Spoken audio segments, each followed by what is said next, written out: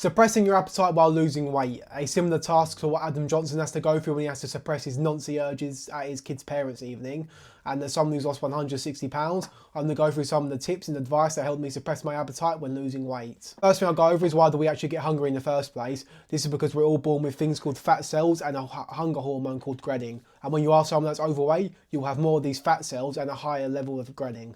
So with these amount of fat cells, it'll mean it'll take longer to fill them up, and with the heightened amount of ghrelin, it will indicate us to eat more. So this can be very difficult when we're trying to lose weight to suppress them urges and suppress our appetite, but there is certainly ways you can go around it which will help you lose weight. And your best bet being, in my experience, having high dense volume foods with low calories. So what I mean is stuff like fruits, stuff like vegetables. These things contain very few amount of calories, but you get a high amount of volume of them that can help bulk up your meals. And also with these types of foods, they're high in fibre, which keeps you fuller for longer as it takes longer to digest. And as I said, with the majority of these type of foods, they contain a lot of volume of them for not a lot of calories. So stuff like spinach, stuff like broccoli, cucumbers and strawberries. And I'll show an example on screen right now of a bunch of strawberries that are only 350 grams, but you get 112 calories out of them. So as you can see, that's a very high amount of volume of food for not a lot of calories in return, which can help bulk up your meals and keep you more full and satiated.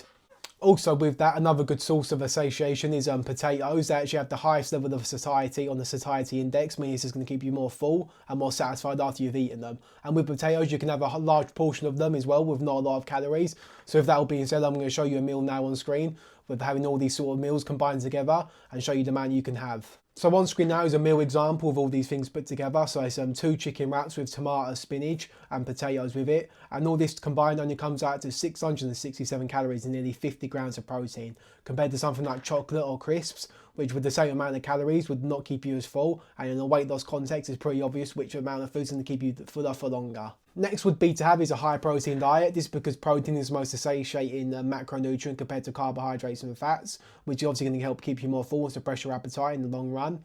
And with it being more filling, it's going to help keep those fat cells more full, which we were talking about earlier.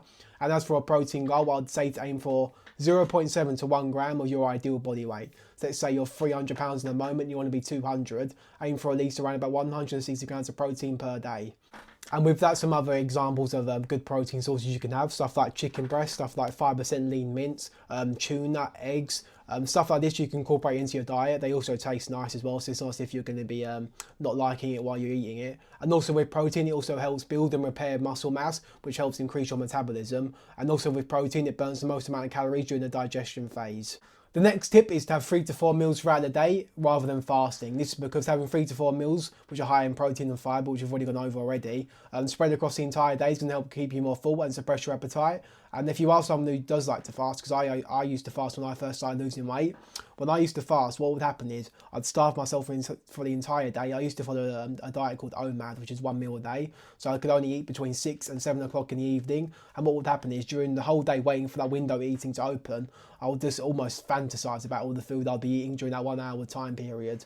Rather than that, going to 3 to 4 meals spread across the entire day definitely helps keep you more full. And over the evening time, with any leftover calories I do have, which still keeps me in deficit, I just fill up those calories with whatever I want. So converting from fasting to 3 to 4 meals spread across the entire day has massively helped me in losing weight. Next would be to pick a low form of impact cardio, something like walking, for example, obviously because it burns calories, which can help put you into a calorie deficit, but also it promotes a hunger hormone, which increases the feeling of fullness compared to something like running.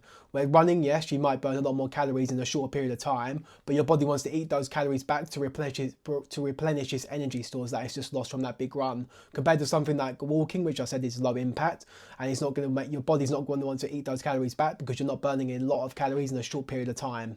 As for a step goal, do whatever you can do now and slowly increase that number over time. Make sure you pick something realistic and something you can stick to on a day-to-day basis, something that fits your lifestyle and something that fits your mobility. It can definitely go a long way in helping you lose weight. Next piece of advice would be to drink 0-calorie drinks or just caffeine drinks in general. This is because caffeine is a good appetite suppressant, meaning it's going to lower your hunger levels throughout the day. And obviously switching from normal fully calorie drinks to 0-calorie alternatives is going to go a massive way into getting you into a calorie deficit. Also with that, make sure to drink plenty of water throughout the day. I'd say to aim for these 2 to 4 litres throughout the day, especially with your meals. This is because water helps expand your stomach out and helps keep you more full, meaning it's going to lower your appetite.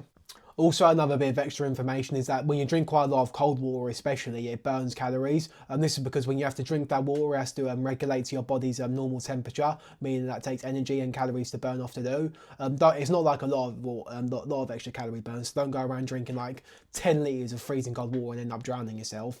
I think like per like glass of like freezing water, you'd burn an extra 8 to 10 calories just by drinking that. So it's definitely not a lot, but making sure you incorporate a lot of water into your diet is definitely going to go a long way in helping suppressing your appetite. Next would be to not have a massive calorie deficit. Don't lose any more than 1% of your total body weight per week. So let's say you're over 300 pounds at the moment, don't lose any more than 2 to 3 pounds per week. And if you're 200, don't lose any more than 1 to 2 pounds per week. Just keep it nice and sustainable and realistic. So obviously the larger the deficit, the more chance of you being hungry. So make sure you keep that deficit to a relatively small one, and make sure you keep your weight loss healthy and sustainable and something you can actually stick to see the best results. So find out what your current calorie maintenance is by using any online calculator. You just have to fill out your information, then it'll give you like a total sum of how much you're averagely burning on a daily basis. It's obviously not completely 100% factual, but it'll give you a decent baseline number to go off. And don't eat any more than 250 to 500 calories under that total calorie maintenance.